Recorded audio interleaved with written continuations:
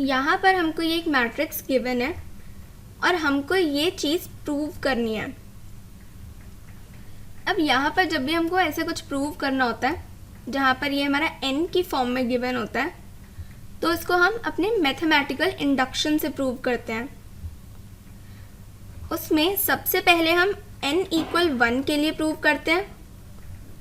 उसके बाद n = k के लिए हम इसको ट्रू लेट कर लेते हैं और इसकी हेल्प से n = k+1 के लिए फिर हम इसको प्रूव करते हैं। तो यहाँ पर सबसे पहले n = 1 के लिए हम इसको प्रूव करते हैं। तब यहाँ पर LHS में जब n की जगह पर हम 1 पुट करेंगे तो LHS हमारा AI + BA के इक्वल आ जाएगा। सिमिलरली RHS में जब हम 1 पुट करेंगे तो यहाँ से 1 - 1 0 हो जाएगा और किसी की भी पावर 0 होती है तो वो हमारा 1 के इक्वल होता है, यानी कि RHS भी हमारा AI + BA के इक्वल आ गया। यहाँ पे LHS = RHS हो गए, यानी कि n = 1 के लिए ये हमारा ट्रू हो गया। अब n = k के लिए हम इसको लेट कर लेंगे कि ये ट्रू है। तो अपनी इक्वेशन में n की जगह पे हम यहाँ पे k पुट कर देंगे और इसको हम इक्वेशन 1 मान लेते हैं। अब यहाँ पर हमको n = k+1 के लिए प्रूव करना है। तो यहाँ पर जब n की जगह पर हम k+1 पुट करेंगे तो ये हमारा हो जाएगा AI + BA की पावर k+1 इक्वल ये हो जाएगा a की power k+1 into I plus k+1 into a की पावर k+1 -1 इंटू BA। अब यहाँ पर ये 1 से -1 कैंसिल हो जाएगा तो हमारे पास ये इसके इक्वल आ जाएगा। अब यहाँ पर ये हमको k+1 के लिए प्रूव करना है, तो यानी कि अपनी इस इक्वेशन में हम n की जगह पर k+1 पुट कर देंगे तो ये हो जाएगा AI + BA की पावर k+1 इक्वल a की power k+1 into I plus k+1 into a की पावर k+1 -1 इंटू BA। ये हमारा हो जाएगा AI + BA की पावर k+1 a की power k+1 into I plus k+1, यहाँ पे 1 से 1 कैंसिल हो जाएगा तो ये हमारे पास बचेगा a की पावर k इंटू BA, यानी कि हमको इसको इसके इक्वल प्रूव करना है। तो सबसे पहले हम LHS से स्टार्ट करते हैं और इसको हम RHS के इक्वल प्रूव कर देंगे। यहाँ पर हमारा LHS इसके इक्वल है, इसको हम लिख सकते हैं AI + BA, पावर में यहाँ पे k+1 है तो इसको हम स्प्लिट कर देंगे, ये हो जाएगा k इंटू AI + BA, यानी कि हमारे पास ये इसके इक्वल आ जाएगा। अब AI + BA की पावर के इसकी वैल्यू हमारे पास है, ये हमारा इसके इक्वल है, तो यहाँ पर ये वैल्यू हम इसकी जगह पे पुट कर देंगे। अब यहाँ पर इन दोनों ब्रैकेट्स को हमको सॉल्व करना है, तो उसके लिए इसको पहले इसके साथ मल्टीप्लाई करेंगे और इसको इसके साथ, तो ये हमारा हो जाएगा AI इंटू a की power KI plus k into a की power k -1 BA plus similarly इसको इस पूरे के साथ मल्टीप्लाई करेंगे BA इंटू a की power k into I plus k into a की पावर k -1 इंटू BA, यानी कि हमारे पास ये इसके इक्वल आ गया।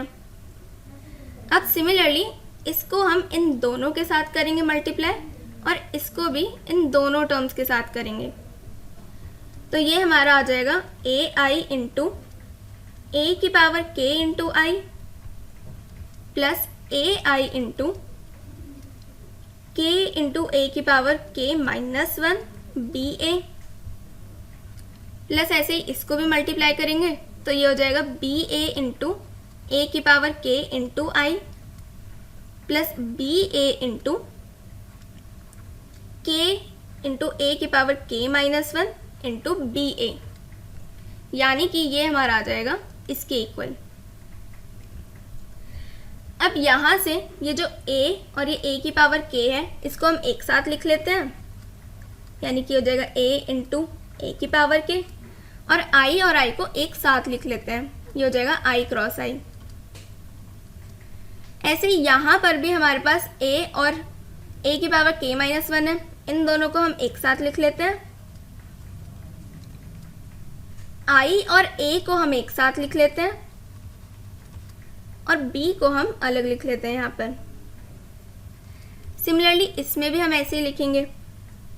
यहाँ पर हमारे पास b और a की पावर k है तो इन दोनों को हम साथ में लिख लेते हैं, और a और I इन दोनों को हम अलग लिख लेते हैं। सिमिलरली इसमें हमारे पास b है और a की पावर k माइनस 1 है,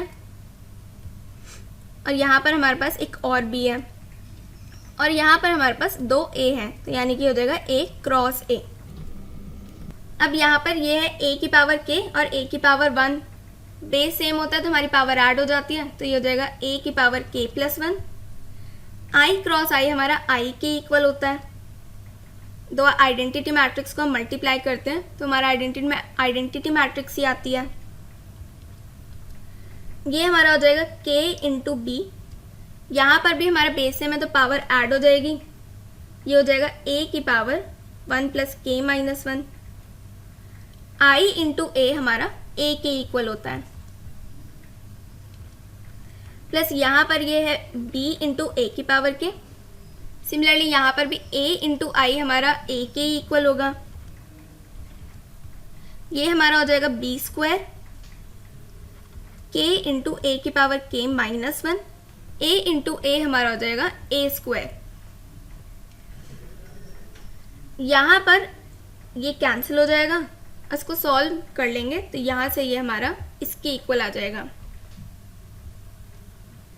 अब यहाँ पर ये आगे और सॉल्व नहीं हो सकता क्योंकि यहाँ पर ये हमारी a स्क्वायर वाली टर्म आ गई। तो सबसे पहले हम इस a स्क्वायर की वैल्यू निकाल लेते हैं। a स्क्वायर यानी कि a into A, a matrix हमको गिवन है 0 0 0 1, तो यानी कि हम इन दोनों को मल्टीप्लाई कर लेंगे। अब दो मैट्रिक्स को जब हम मल्टीप्लाई करते हैं तो उसके लिए फर्स्ट रो को इसके फर्स्ट कॉलम के साथ करते हैं, तो ये हो जाएगा 0 इंटू 0 प्लस 1 इंटू 0।